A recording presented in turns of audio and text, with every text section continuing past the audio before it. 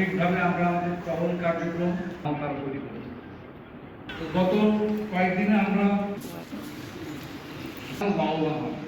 কোনো অসাধু চক্র বিশ্বস্ত গোয়েন্দা সূত্রের মাধ্যমে আমরা জানতে পারি যে নিজামুদ্দিন এবং মেহেদী হাসান নামে দুজন ব্যক্তি তারা নিজেদেরকে মাননীয় সেনাবাহিনী প্রধান, কোয়ার্টার মাস্টার জেনারেল বাংলাদেশ সেনাবাহিনী, মহাপরিচালক বর্ডার গার্ড বাংলাদেশ এবং sector commander Rajshahi sector BGB তাদের একান্ত নিজস্ব লোক পরিচয় দিয়ে স্থানীয় বিভিন্ন ব্যবসায়ীদের কাছ থেকে অগ্রিম অর্থ গ্রহণ করে রাজশাহী শহরের গুলশান হোটেলে গত 2 দিন ধরে অবস্থান করছে।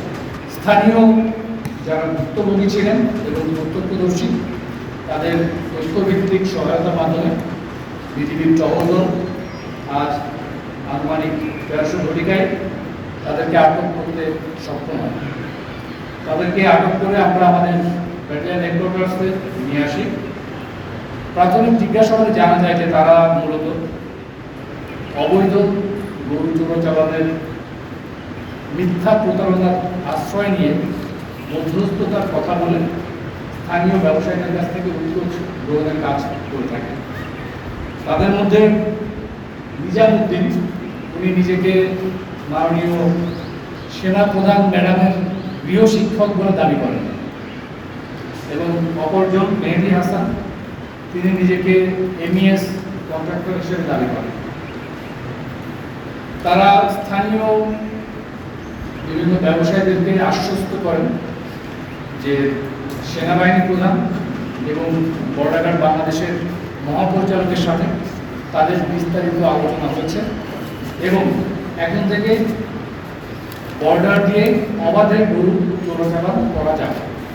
সেক্টর কমান্ডার রাজশাহী বিজিবি জানিয়েছেন তাদের জন্য বর্ডার উন্মুক্ত থাকবে এবং কেবলমাত্র তাদের কর্তৃক নির্বাচিত কিংবা নির্ধারিত যে ব্যক্তিবর্গ থাকবে শুধুমাত্র তারাই এই চোরাচালান করতে পারবে এবং একই সাথে তারা ব্যবসায়ীদেরকে মিথ্যা আশ্বাস দেন যে আজ সন্ধ্যায় এই গুলশান হোটেলে সেক্টর কমান্ডার নিজের সশরীরে আগমন করবেন এবং তাদের সাথে আলোচনা করবেন।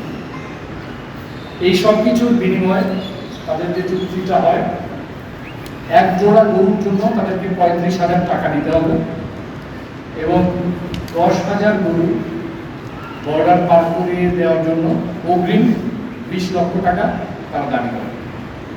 প্রকৃতপক্ষে এই দুইজন প্রতারক তারা নিজেদের স্বার্থ হাসিল করার জন্য পদস্থ বিভিন্ন কর্মকর্তার নাম ভাঙিয়ে আমাদের স্থানীয় সহজ সরল যারা ব্যবসায়ী রয়েছেন তাদের কাছ থেকে মোটা অঙ্কের টাকা হাতিয়ে নেওয়ার একটা অভিনব একটা কৌশল তারা অবলম্বন করছে।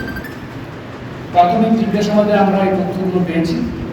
তাদেরকে বিশদভাবে কিংবা বিস্তারিত জিজ্ঞাসাবাদের জন্য তাদের বিরুদ্ধে আইনগত কার্যক্রম গ্রহণের ব্যবস্থা প্রক্রিয়াধীন রয়েছে।